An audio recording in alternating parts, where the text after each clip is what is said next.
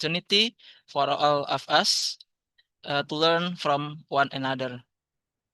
All right, without further ado, let's welcome our trainer, Mr. Yurisman Mapala, to lead the session. Mr. Yurisman, the session is yours. Hello, everyone. Can you hear me?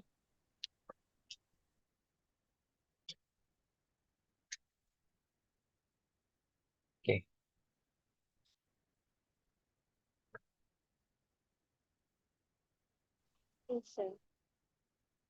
Ada yang lagi sering nih.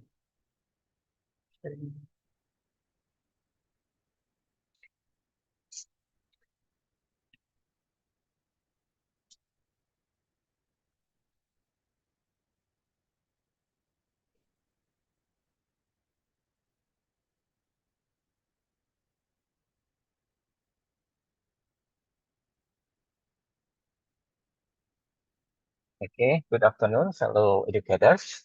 Welcome back to the Assessing Learning Sharing session.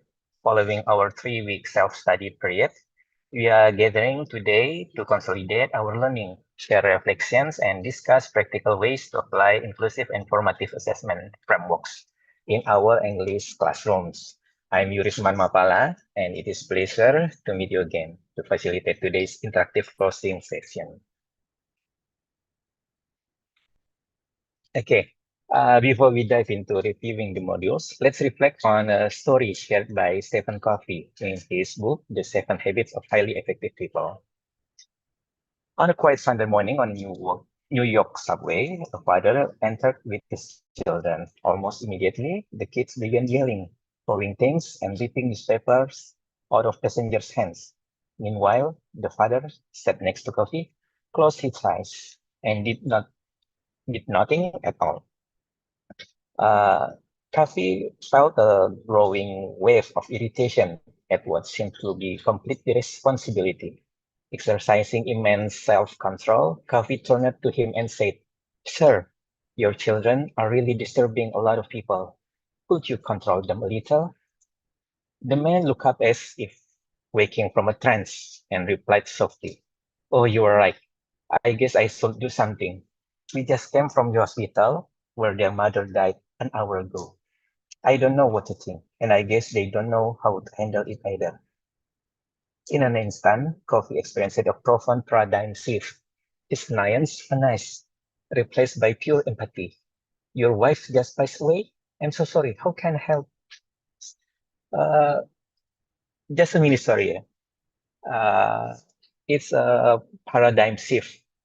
A little moment, but it could change our paradigm. As educators, we encounter these subway moments every single day in our classrooms. When a student acts out, loses focus, or fails a task, our initial reaction might be frustration, or we give them a kind of punishment grading. However, true inclusive teaching requires us to shift our paradigm from judgment to empathy. Rethinking behavior, Module 1.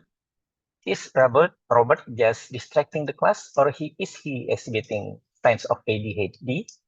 Is money simply troublesome, or is he dealing with emotional overload? Is Ayus being disruptive, or can he simply not hear instructions from the back row? At Module 2, when we focus only on traditional summative grades, AOL, we are merely trimming the leaves of student performance.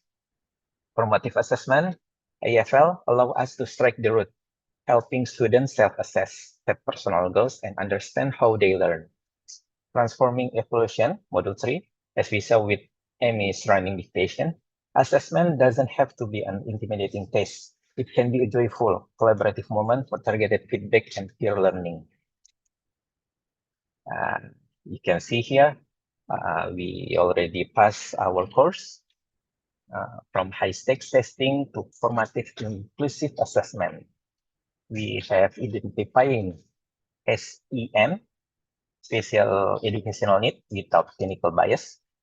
We also have through engaging students through feedback. And 3, the third, transforming exam preparation.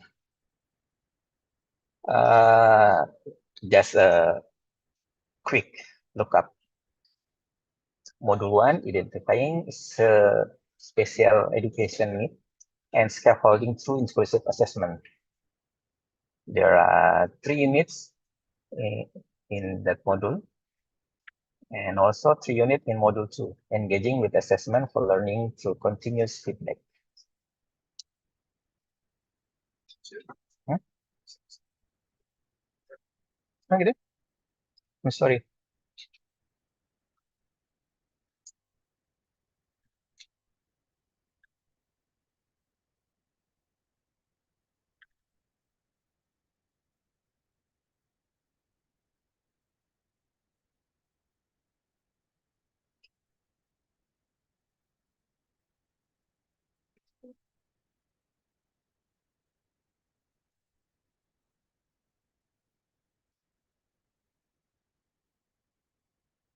Hmm.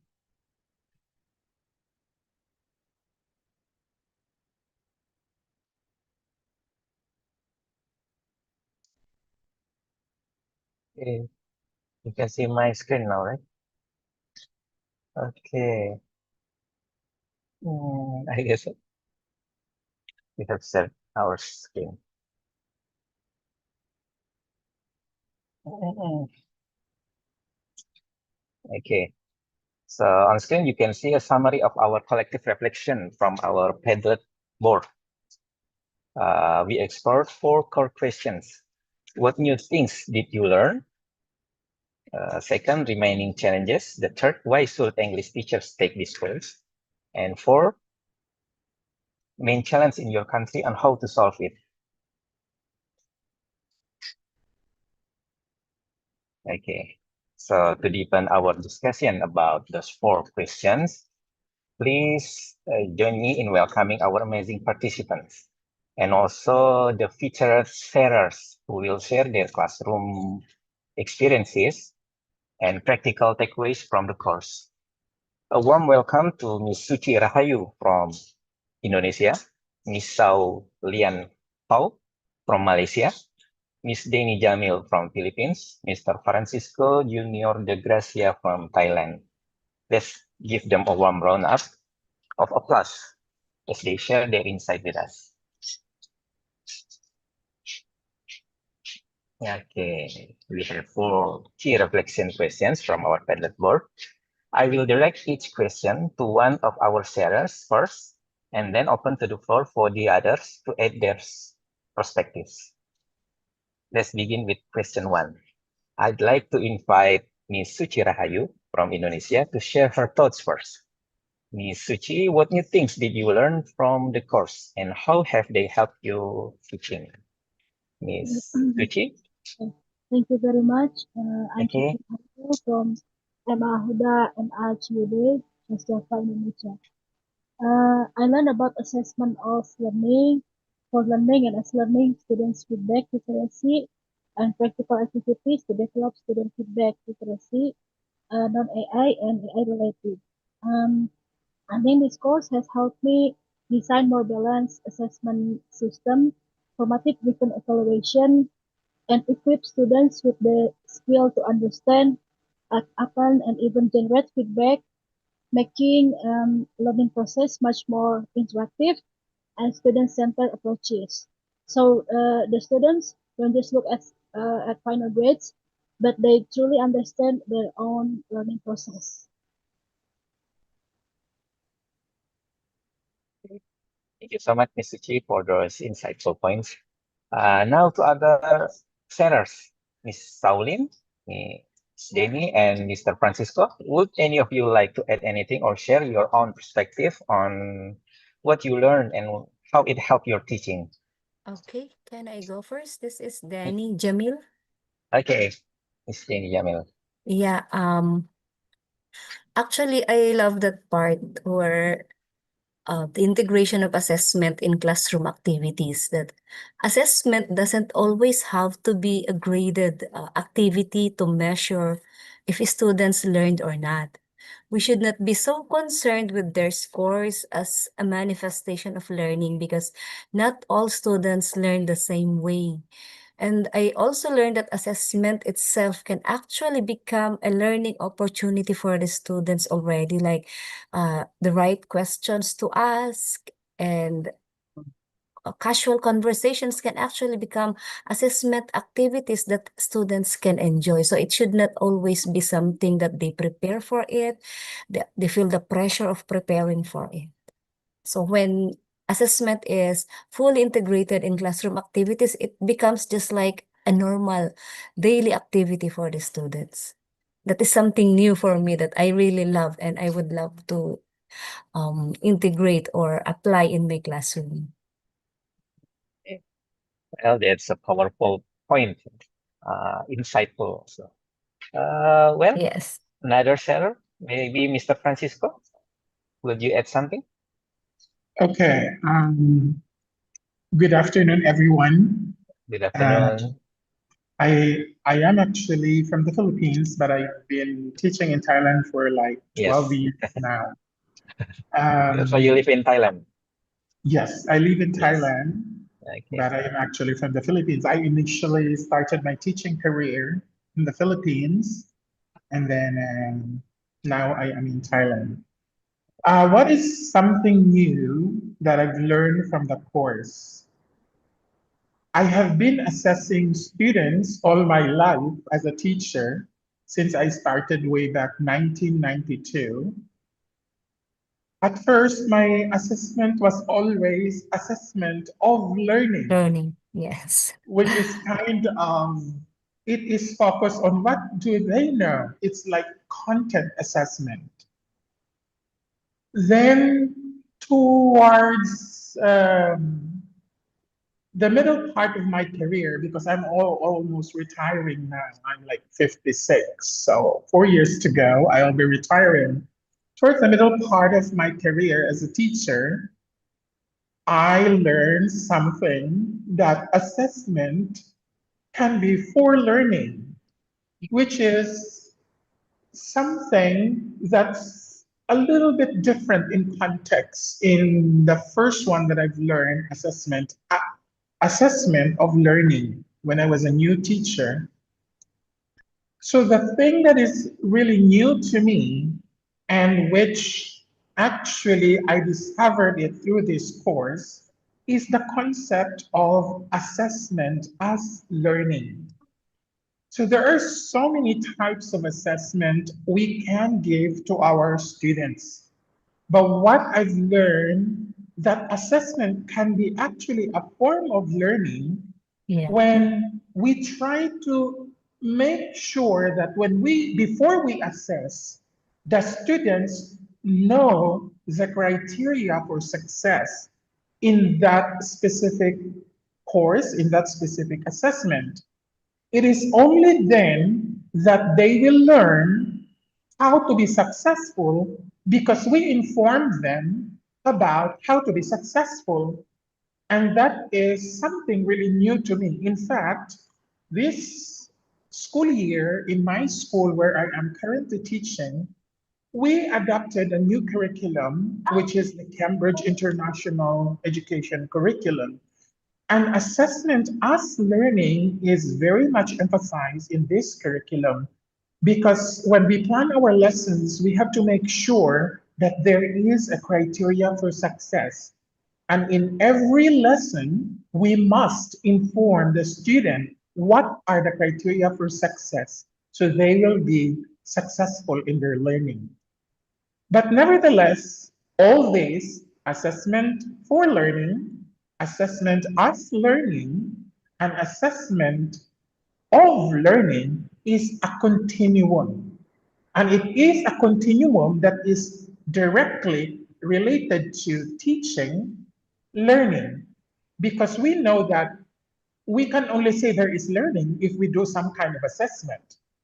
Now, the next question would be, what kind of assessment did you do? Was it assessment of learning? Was it assessment for learning? But definitely now, I would like to try all the time assessment as learning. That's all. Okay.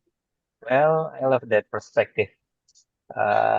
Yes, that's valuable takeaways from you with your huge experience still get something new in this course.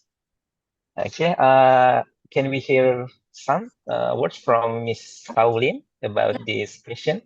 Right. Hello, everyone. If I have Hi. to say, if I have to say one thing that I learned from this call is how we teachers we spot one I learned very much is about from the perspective of the student education needs, right? We've been in the mainstream. So through this course, I learned how as teacher we play a role to identify these students with special education needs and how we tailor our teaching practice to accommodate these students.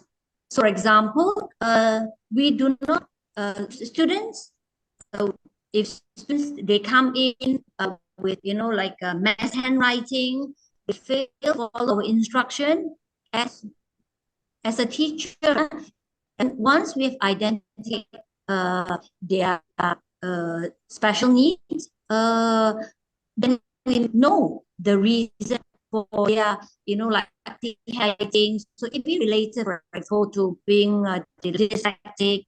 So there are many things from this aspect that I learned through this course. That's all. Thank you, Miss Pauline. So we have to tailor our classroom experience to our student specifically for their needs. Right? Okay, let's move on to our second question. The second question, are there any remaining challenges? Let's discuss the solution. Let's first go to Miss Shaolin. What's your perspective on this question? In my opinion, apart from being able to identify these students, we also face challenges where the class size is big.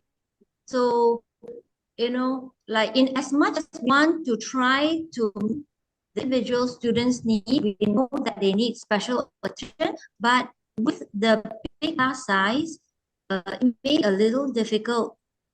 So to me, it is one of the challenges. Okay. Then through this course, I saw many different approaches that they've taught us to overcome, that I can use as teacher. So, for example, one of them that I learned is using, I have to look at my, okay. So one of them I saw to use, for example, to use mini boards. So, for example, when asking questions to assess, like when we talk about assessment for learning, so maybe we can ask students to raise mini boards with their answers so that we can very quickly back if students they are able to answer the question. I mean that is one thing that I thought of. Okay, something I learned and I can use to overcome this one of the challenges I feel in the large big classroom. That's all. Well, thank you, Ms. Shaolin, for highlighting those real world challenges and practical solutions. Well, Mr. John Mark Serrana raised his hand. Will you add some perspectives? Mr. John Mark Serrana.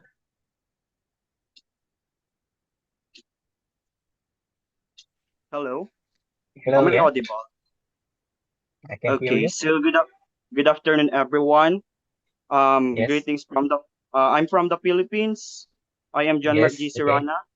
Before I okay, start, I would like to apologize because I cannot turn on my camera due to it's okay. some technical problems. I hope that's okay.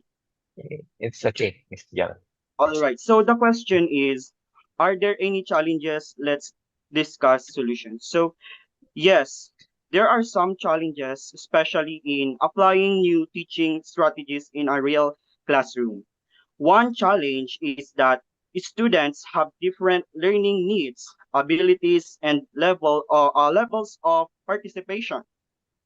To address this, I think teachers should use varied activities and strategies, give clear instructions, and provide support based on the learner's needs. Another challenge is limited time and resources. So teachers need to be flexible and creative in adapting available materials. I believe that with proper planning, patience, and collaboration, these challenges can be managed effectively. That's all. Thank you. Thank you, Mr. John. Well, those are real world challenges, and that you give us our practical solutions. Can I Maybe, also add? yeah, okay, Miss Denny Jamil, please Yeah, add your perspective. speaking from real experience, another challenge that I see, they have mentioned most of them already actually, but admin support is also a challenge, especially if the school is so focused on achievement or high scores in national exams. The So no achievement matter, orientation, achievement orientation, yeah. yeah, Okay. so no matter how you want to make your students learn or have in-depth knowledge, you see teachers are also being assessed how much they have covered in their lessons or topics, and they would sometimes pressure you to finish as much as you can because the exams is close or nearing, so we have to finish as many topics as we can. So I think it's also one challenge that still needs to be addressed. Thank you, Miss Denny Jamil. Mr. Francisco, raise his hand. Okay, Okay, let's go, Mr. Francisco. let me share my thoughts on the second question. Yes. Are there any remaining challenges? And let's discuss solutions. For me, the main challenge that I still see along the way is the mindset. Mindset. The mindset. The mindset, number one, of the administrators, which I would resonate to what the previous sharer said earlier. Yeah. And The admin. also, I would resonate with what the very first sharer shared about we are somehow expected, the old mindset is the old concept of assessment is we must assess in order to give grades. We must assess in order to give report to the parents. But Yeah. this is something that we know is not really, I'm not saying it's not correct, but it's not like because we cannot put a student's learning into numbers. Because right now, the main mindset of assessment is we assess, we check, or we score, we give grade in terms of number. Then the numbers are interpreted. He is a failure. She is passed. She is this and he is that, which I think is not really a good mindset. So the solution should be we have to change that mindset that not all the time, again, it's a resonation of what the very first sharer said that when we assess, it's not all the time we need to give grade. But when we assess, it is important we need to give feedback. But it's not all the time in a form of a grade. Because I believe students' knowledge of a subject matter cannot be illustrated. I'm not sure if that's the right term, cannot be encapsulated into numbers, which Yes. is basically assessment. Thank you. That's all. Thank you, Mr. Francisco. Thanks for adding that layer. Yes. It will resonate with our fellow educators here. Mr. Chirayu, maybe you want to add some words about this Okay. question? Okay, thank you very much. Maybe the more challenges in Indonesia is large class sizes with high student to teacher ratios, before student learning paces, and managing multiple subjects simultaneously within a tight schedule. And I think the proposed solution is implement differentiated instruction combined with formative assessment strategies such as quick exit ticket and peer assessment to monitor individual progress efficiently without adding excessive grading burdens. I think that's all. Okay. Thank you, Ms. Suchi. That complements the point perfectly. Okay, let's move on to next questions. For question 3, let me turn to Ms. Deni Jamil from the Philippines to highlight the key value of this course. If you had to name just one reason, why should English teachers take this course? Okay, Ms. Okay. Deni. Yes, good. Actually, my answer is actually not only English teachers should take this course. Okay, yes, okay. Yeah, I think all other subject area teachers because they also do assessment in their classes, right? Yes, we And absolutely agree with that. and all the principles, strategies, and techniques that mentioned here are also applicable in all other subjects. So I think not only English teachers should take this course, maybe we need to expand next time. Okay. Yeah, I think that's for me. Okay. Miss Suchi, maybe you want to add? Can you name just one reason why should other teachers take this course? Yeah, to gain a more comprehensive structural perspective on modern learning assessment and learn how to design flexible student-centered evaluation tools that cater to the varying language proficiency levels and developmental needs in the classroom. Yes, we have to provide a student-centered learning experience, right? Okay, Miss Sauli, maybe you can add some perspective. One reason why Right. should Okay. I think teachers? because we have been talking about changing of the administrative mindset, so just should also be involved in this process as well because it's also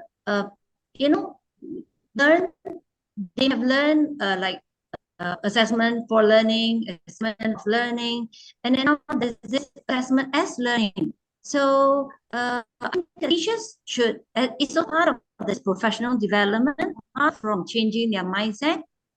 So I feel you have to name one reason. It is because it's good for the teachers' professional development. It's our professional responsibility. Yes. Okay. Mr. Miss Archie Pontawi. You raise your hand. Can you add Yeah, your perspective? yes po. Okay. Good afternoon. I am Archie Pantawe Good afternoon. from the Philippines, and I'm enrolled at Lyceum Northwestern University. So, Okay. English teachers should take this course because effective assessment is an essential part of teaching and learning. The course can help teachers develop a deeper understanding of how to design fair, valid, and meaningful assessments that align with learning objectives. It can also provide practical strategies for monitoring learners' progress, giving constructive feedback, and addressing the diverse needs of students. And lastly, the course can help English teachers improve their assessment practices and make better informed decisions that support learners in developing their English language skills, sir. That's all po. Thank you, Miss Archie. Yes, Well, thank you. if we have this skill to assess, right? Yeah, we will support the teacher. Also, we support the student. Mr. Francisco, for this question, you will share something. Right. Okay. Okay. Yeah, I think most of the sharers in this question specifically mentioned that assessment is a very important thing in the teaching and learning continuum. Um, if I would name one reason why should I would take out the word English teacher, why should a teacher take this course is because it's of its practicality. Actually, from the Quality. course, yeah, practicality. I have learned from the course, especially It's years in the on, making. on the module about assessing students with special needs. Um, Practical things, how I could possibly assess them. And again, in order to truly get the real picture of what they have in their Hindi ka mag mind, 10 years, what they be. have learned.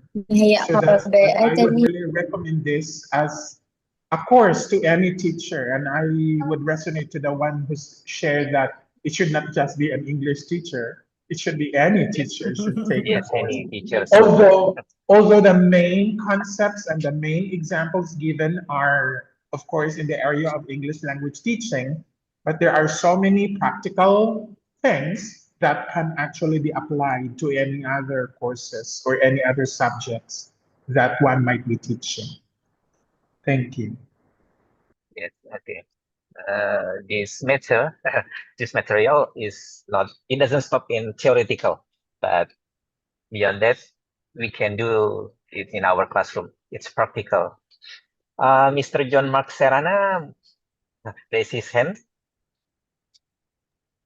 Okay. Hello. Hello Hello. again, everyone. Yes. So my answer is if I had to name one reason, I would say it is to improve our teaching practices. As English teachers, we need to continuously learn new strategies, and approaches, so we can make our lessons more effective, engaging, and responsive to our students' needs. That's all po. Thank you. Yes. Thank you, Mr. John. Our effectivity will improve if we know this material as how to assess the learning. Okay, let's move to the last question, which focus on localized context. I invite Mr. Francisco de Gracia from Thailand, from Philippines also, to share his thought first. Okay, in Right. your country, what is the main Right. challenge in assessing your students' learning? Again, I would share in the context of this question number 4, I would share my experience in Thailand because I've been away Thailand, from the okay. country for quite some time. Um, what's the main challenge in assessing the students in Thailand? And how can we apply this course to solve it? Thailand currently is at the level or stage of changing its education system, actually. So Changing. it's changing in Changing the education. context.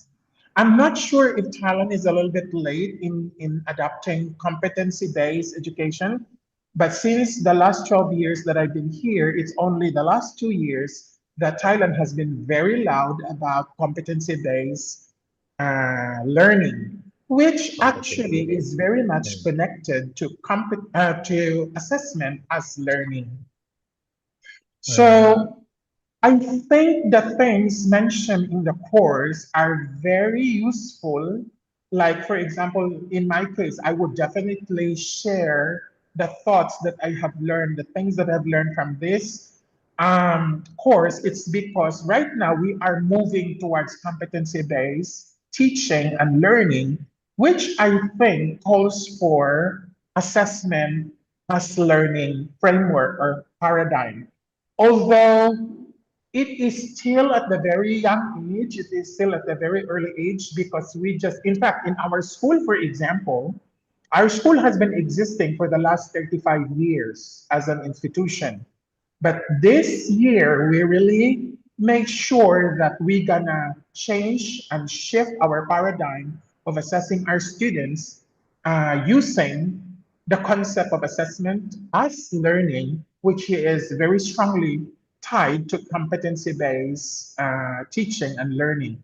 Because I think, again, going back to my answers to the earlier questions, we can never truly put into numbers, numerical figures, what our students know. But definitely we can describe it, what they have learned through an assessment, which is an assessment as learning. So new techniques for assessing students must really be used this time. And hopefully, in the next 2 or 3 years, our school would be able to adapt the new shift, the new paradigm of teaching our students, which is competency based. And then definitely we will be using a new method of assessment, which is assessment as learning. Thank you. Okay, thank you, Mr. Francisco. So it's still related with mindset you emphasized before. Right. And It's really okay. means Okay. Thanks for sharing that valuable perspective from Thailand. Miss Saulin, maybe you want to add something? Um, I think my country, it will be very much, I think the Asian culture is also the students' mindset of the teachers, the grades are very important. So when they don't get grades, even parents, they will not be happy. So Malaysia, we have been practicing competency-based learning for a very long time. It has always been challenged. Like basis, do you grade my child, like as being competent, as being.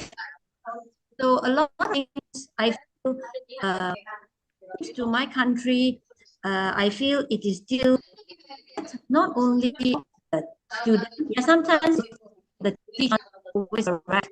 So peer assessment will be a little difficult. And then at the same time, when don't see the grades, then parents will doubt. Even with competency based learning in math, that particular grade, that particular standard that we give, it is often being challenged as well. So there is no one single main, but instead these challenges are all intertwined, all like interconnected in my context. Okay, thank you, Miss Saulin. So education is never easy. It's also always challenging, demanding our skill to improve. Miss Suchi, maybe you want to add something Okay, I from think, Indonesia. yeah, Indonesia main challenge is navigating large classrooms where students have vastly different readiness levels, learning styles, and language competencies. So this making standard assessment difficult to apply. So through this course, I apply the practical frameworks learned in this course, such as particularly alternative and formative assessment approaches to design inclusive flexible tasks, such as project-based learning assessment that accurately measure individual student growth despite systemic constraints. I think that's it. Thank you, Miss Suchi. From Indonesia, you have that challenges also. Miss Archie Pontawe want to add something. Yes, again, good afternoon again. So, Okay. I'm from the Philippines. In the Philippines, one of the main challenges in assessing students' learning is the diversity of learners' abilities and needs, especially in large Uh, classes. So, in this term, for term one, I handle 53 students in one section. So, teachers may also 50, face 53 53 po. students? Yes. Wow. It's a common problem in the Yes, Philippines. yes. 53 students in one section. So teachers may also face limited time to provide individualized and meaningful feedback. To address this challenge, I can apply the strategies from the course by using a variety of assessment methods, including formative assessment, self-assessment, peer assessment, and performance-based tasks. I can also use clear rubrics and criteria to make assessment more fair and efficient. These strategies can help me better monitor students' progress and provide feedback that supports their learning. Thank you po. Glad, glad that you have some benefits from this course. Yes, yes, Miss absolutely. Denny Jamil, maybe you want to add something? Okay. Yes. I just want to add what our previous sharer also mentioned. No, but this is not a classroom challenge, but I am looking at a larger context. I think the Philippines is still so concerned with national standardized exams. So much so that students are assessed based on what they learned and compare this to national standards. Also, the Philippines is so obsessed with internationalization. Like, we want our graduates to be able to compete abroad and all of that. So, they try to make assessment like, uh, what you call that? The deciding factor whether you will be successful or not here or abroad. So these are still challenges that we have to face, and it really affects our assessment strategies because, like what I think I mentioned this a while ago, that we become so focused on finishing a lot of topics because we want them to learn this and that because this will be part of the exam. So I think that this is still a challenge that teachers in the Philippines are facing, and well, there are many challenges, if I may add. Another one is the shifting programs of the government. There is no continuity, and so assessment of learners are also being affected. Filipino teachers here can relate, I believe, that there is no continuity in the programs of the government, but uh, teachers are also being pressured to, what you call this, produce students who are competitive. But when they look at the bigger picture, is this what we really want them to be? So these are, I think, problems that we need to also look at, not only in the classroom setting.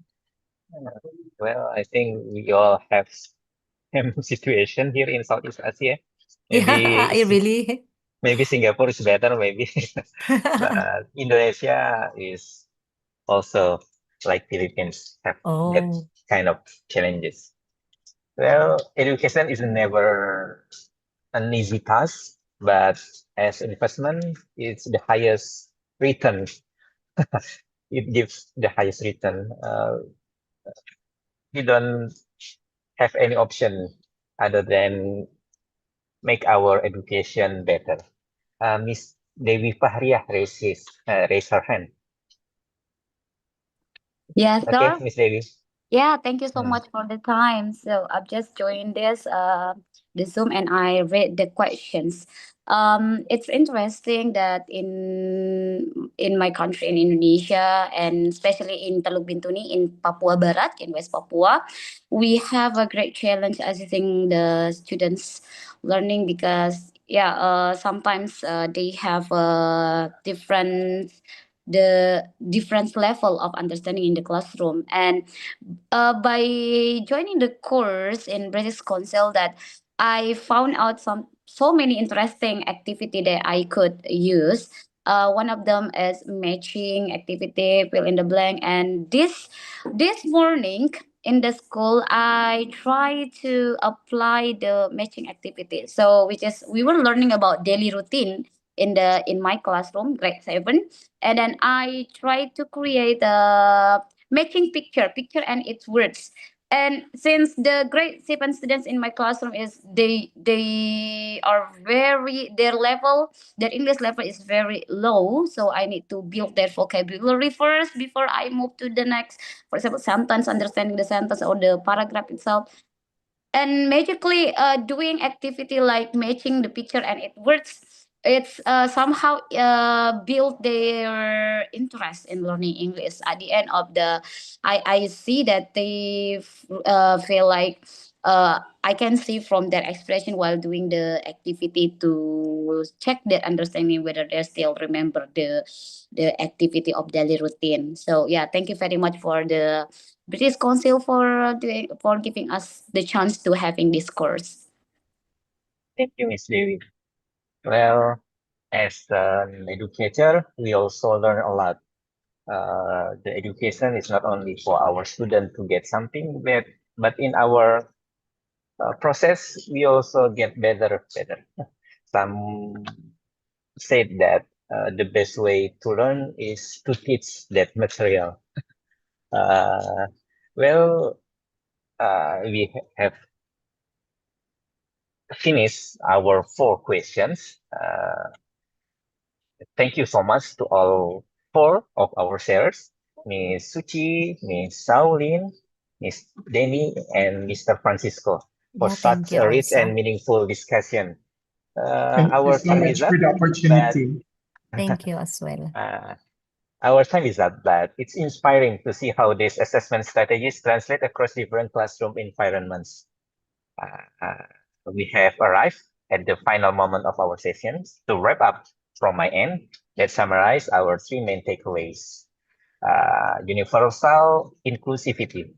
Recognize diverse learner profiles early and lower barriers using visual tools, mini whiteboards, and observational tracking. Continuous feedback. Shift from terminal numerical grading.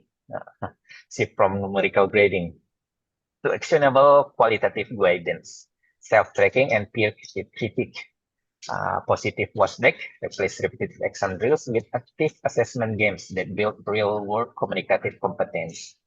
To wrap up our session, I leave you with this final question to consider. How might you adapt these inclusive assessment strategies and active games in your own classroom?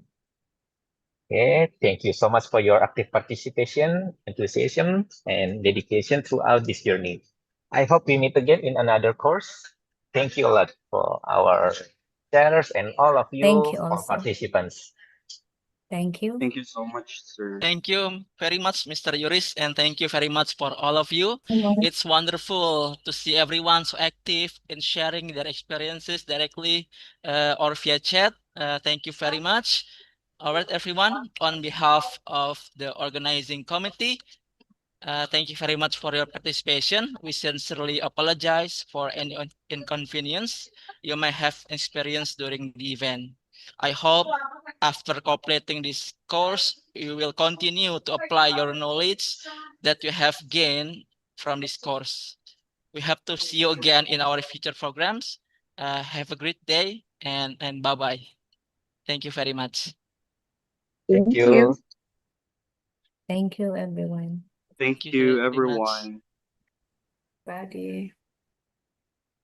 This is a relief. Thank you, everyone.